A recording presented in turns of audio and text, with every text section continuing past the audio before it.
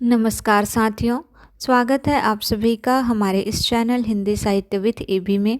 हम पढ़ रहे हैं हिंदी साहित्य का इतिहास और हमारा आज का टॉपिक है आदिकाल।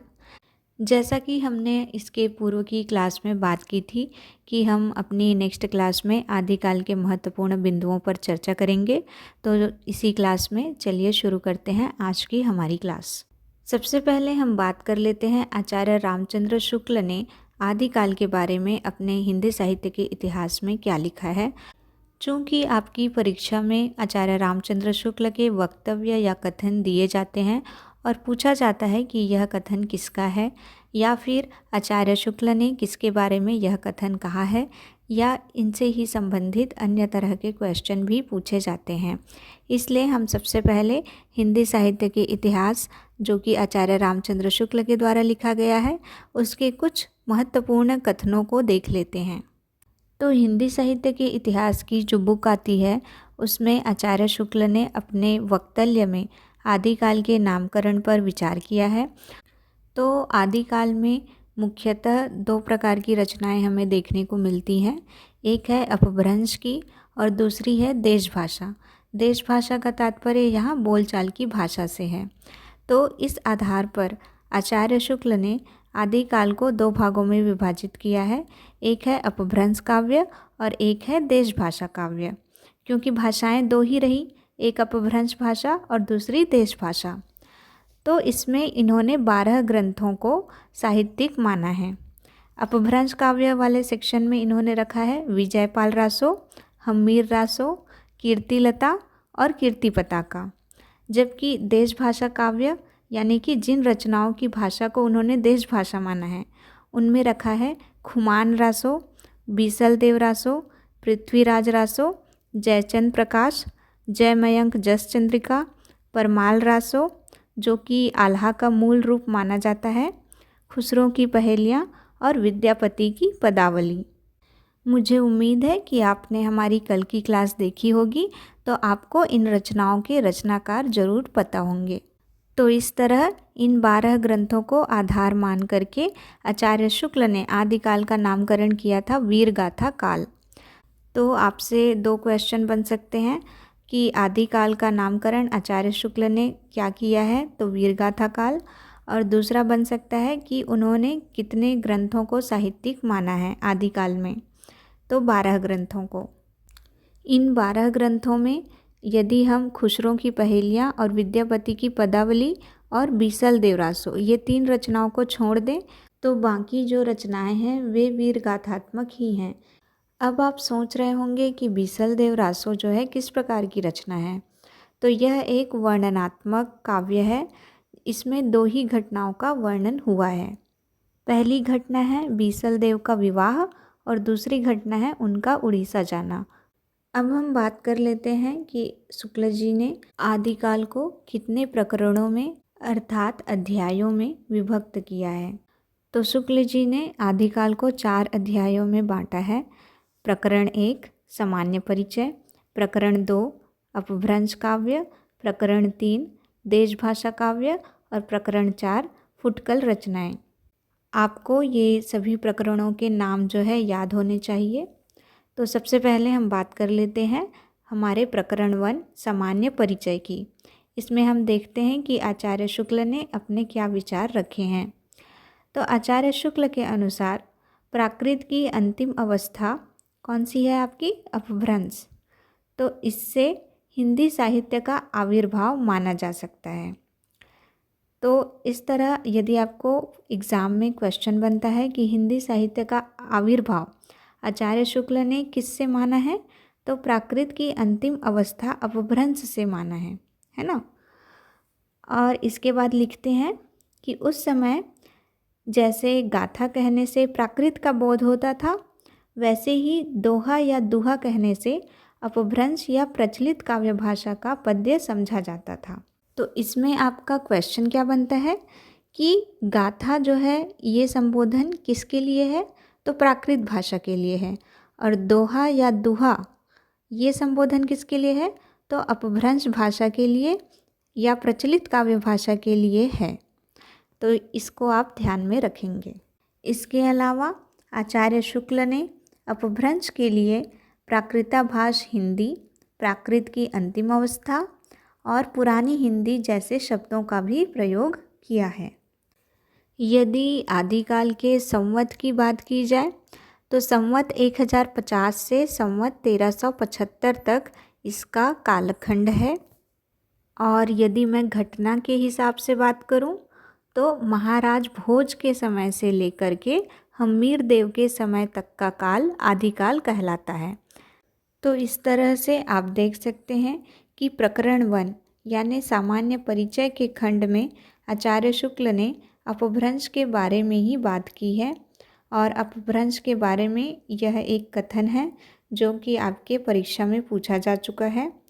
अपभ्रंश के जो नमूने हमें पद्यों में मिलते हैं वे उस काव्य भाषा के हैं जो अपने पुरानेपन के कारण बोलने की भाषा से कुछ अलग, बहुत दिनों तक आदिकाल के अंत क्या उससे पीछे तक पोथियों में चलती रही। तो यह कथन अगर किसका है करके पूछा जाए तो यह है आचार्य शुक्ल का कथन। अब हम बात कर लेते हैं हमारे प्रकरण 2 अपभ्रंश काव्य की। इसमें आचार्य रामचंद्र शुक्ल लिखते हैं कि जब से प्राकृत बोलचाल की भाषा न रह गई तभी से अपभ्रंश साहित्य का आविर्भाव समझना चाहिए। यदि हम अपभ्रंश के नाम के इतिहास की बात करें तो भरत मुनि ने अपभ्रंश को देश भाषा कहा है। यह क्वेश्चन आपसे एग्जाम में पूछा जा चुका है कि भरत मुनि ने अपभ्रंश को क्या कहकर संबोधित किया है या भरत मुनि ने कौन सी भाषा को देश भाषा कहा है। दूसरे जो आपके विद्वान हुए हैं वररुचि, इन्होंने प्राकृत प्रकाश लिखा है जिसमें अपभ्रंश का उल्लेख हमें नहीं मिलता है। तो अपभ्रंश नाम पहले पहल वल्लभी के राजा धारसेन द्वितीय के शिलालेख में मिलता है जिसमें उसने अपने पिता गुहसेन को संस्कृत, प्राकृत और अपभ्रंश तीनों का कवि कहा है। यह तथ्य मैं आपको पहले की क्लासेस में बता चुकी हूँ और वो है आपके यूनिट 1 की क्लास, उसकी पूरी प्लेलिस्ट बनी हुई है। वह यूनिट जो है कंप्लीट हो चुकी है। तो यदि आप चाहें तो हमारे प्लेलिस्ट में जाकर यूनिट 1 की क्लासेस देख सकते हैं। तो हमारी क्लास में वापस आते हैं। तो हम देख रहे थे अपभ्रंश काव्य के बारे में शुक्ल जी की क्या मान्यताएं हैं। तो शुक्ल जी लिखते हैं कि अपभ्रंश की पुस्तकों में कई तो जैनों के धर्मतत्व निरूपण ग्रंथ हैं जो साहित्य की कोटि में नहीं आती और जिनका उल्लेख केवल यह दिखाने के लिए ही किया गया है कि अपभ्रंश भाषा का व्यवहार कब से हो रहा था। तो इसीलिए आपको आचार्य शुक्ल के इतिहास में जैन साहित्य नहीं देखने को मिलता है, जबकि अन्य इतिहासकारों ने जैन साहित्य उसका एक अलग से सेक्शन बनाया है। तो इससे हमें ज्ञात हुआ कि आचार्य शुक्ल ने जैनों के जो धर्म तत्व निरूपण हैं उनको साहित्य की कोटि से बाहर रखा है। और आगे लिखते हैं, सिद्धों एवं नाथों के बारे में उन्होंने लिखा है कि उनकी रचनाएं यानी सिद्धों एवं नाथों की रचनाएं तांत्रिक विधान, योग साधना, आत्मनिग्रह, श्वास निरोध, भीतरी चक्रों और नाड़ियों की स्थिति, अंतर्मुख साधना के महत्व इत्यादि की सांप्रदायिक शिक्षा मात्र हैं। जीवन की स्वाभाविक अनुभूतियों और दशाओं से उनका कोई संबंध नहीं, अतः वे शुद्ध साहित्य के अंतर्गत नहीं आती। उनको उसी रूप में ग्रहण करना चाहिए जिस रूप में ज्योतिष, आयुर्वेद आदि के ग्रंथ। तो यह कथन आपसे पूछा जा चुका है कि किसका है। तो यह है आचार्य शुक्ल का कथन सिद्ध एवं नाथ साहित्य के बारे में। उन्होंने इसको भी साहित्य की श्रेणी में नहीं रखा है, बल्कि उन्होंने इसे सांप्रदायिक शिक्षा मात्र माना है।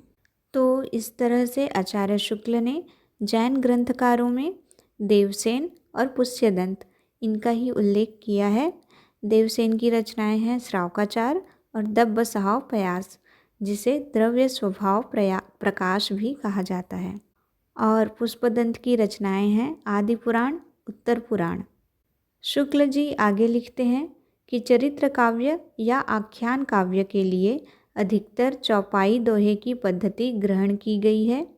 चौपाई दोहे की यह परंपरा हम आगे चलकर सूफियों की प्रेम कहानियों में, तुलसी के रामचरितमानस में तथा छत्र प्रकाश, ब्रजविलास, सबल सिंह चौहान के महाभारत इत्यादि अनेक आख्यान काव्यों में पाते हैं।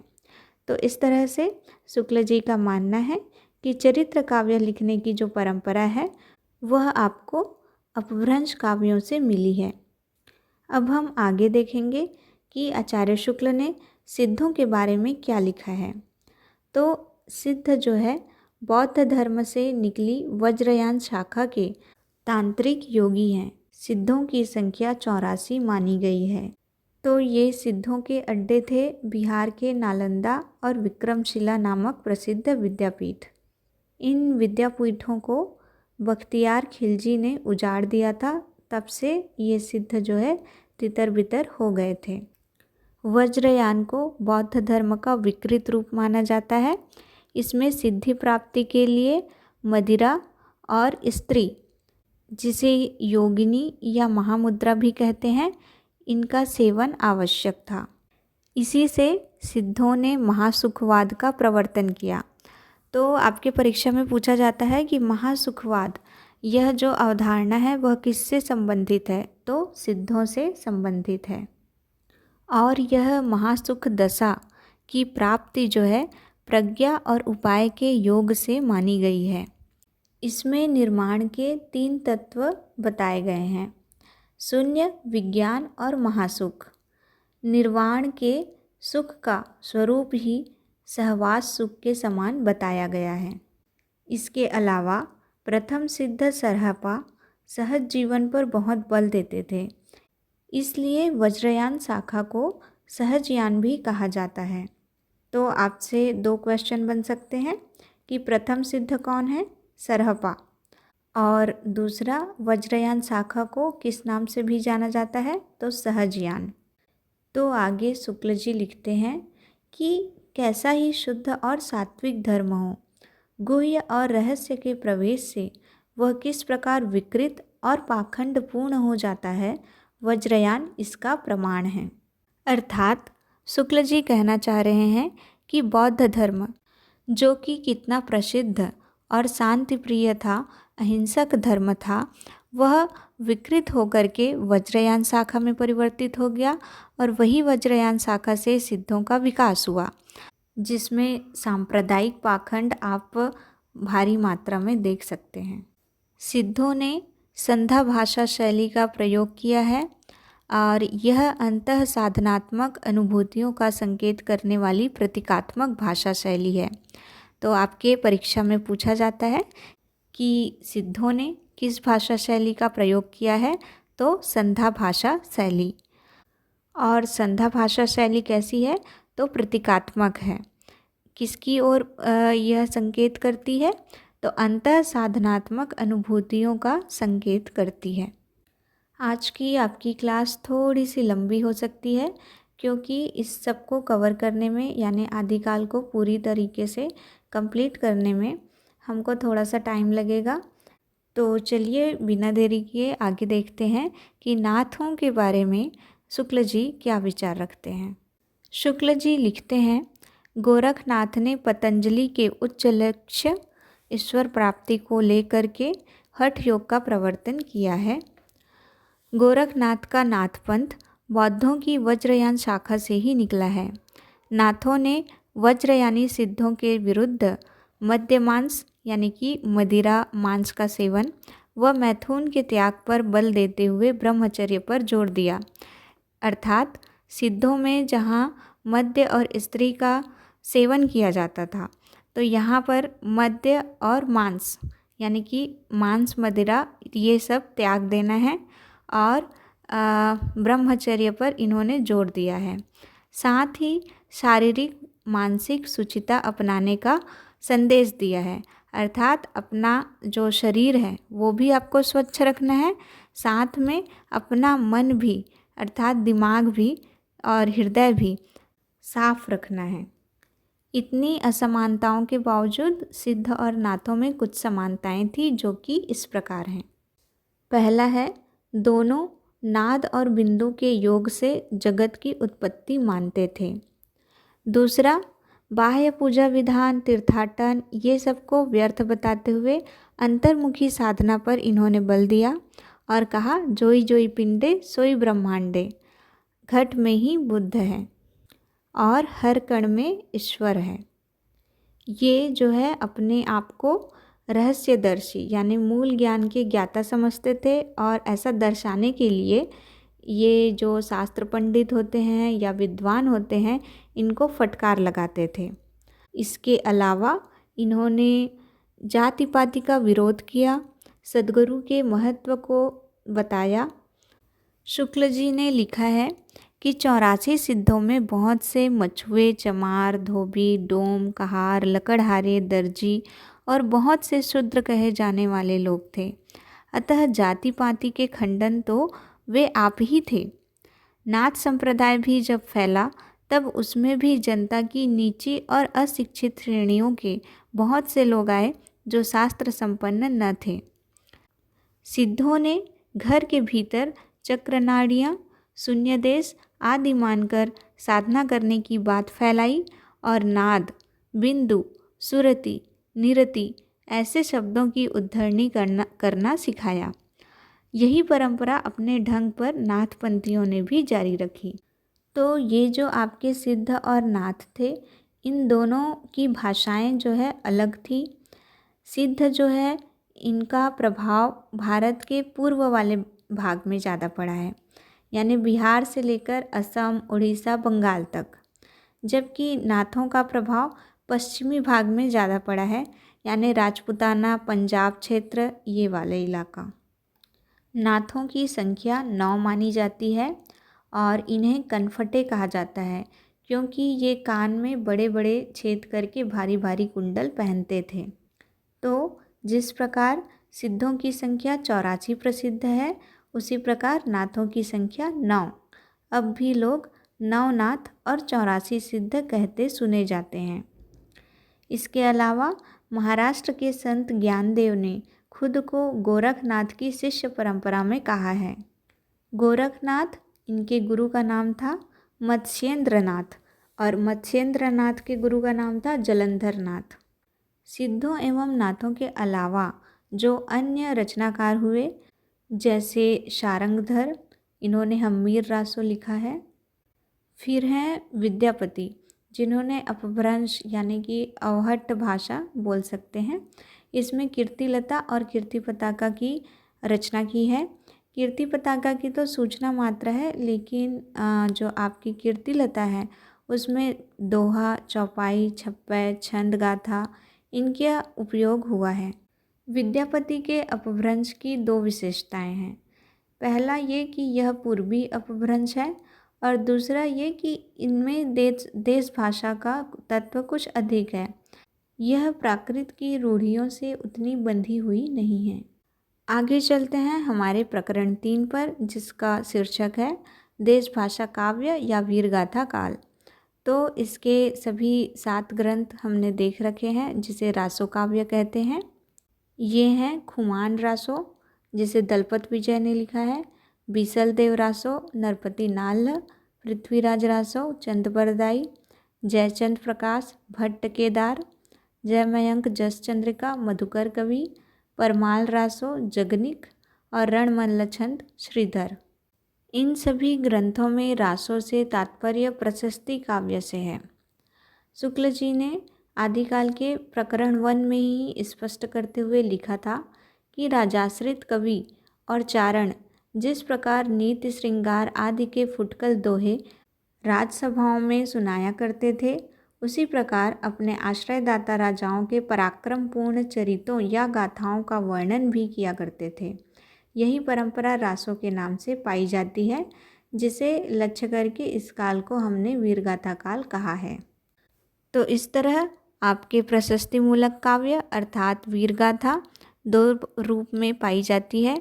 एक है प्रबंध काव्य के रूप में यानी साहित्यिक रूप में, और दूसरा वीर गीतों यानी कि जिसको हम बैलेड्स कहते हैं उसके रूप में भी।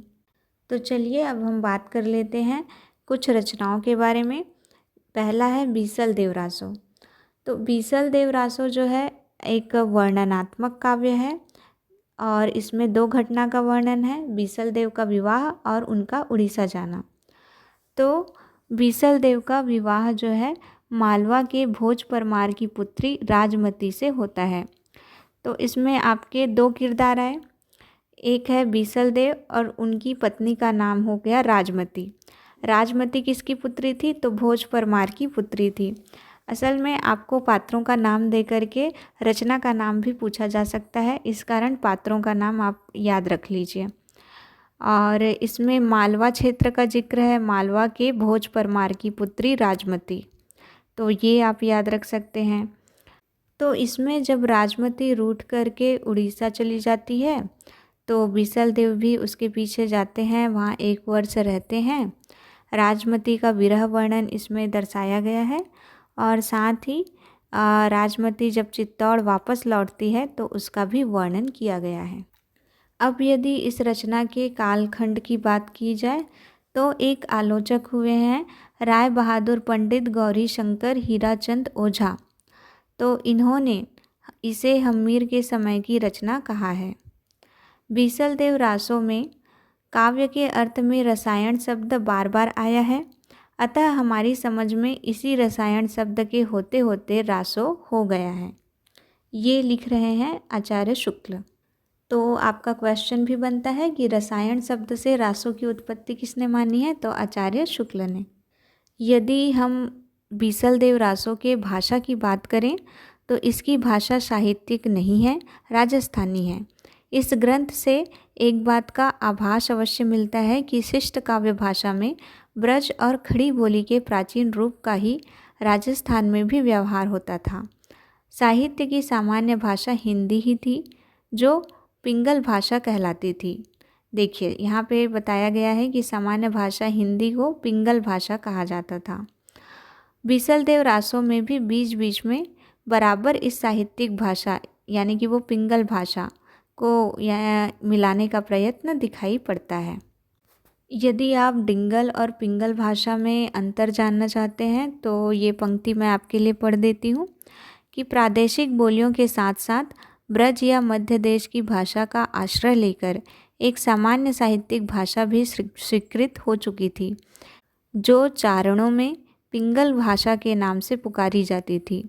अपभ्रंश के योग से शुद्ध राजस्थानी भाषा का जो साहित्यिक रूप था वह डिंगल कहलाता था।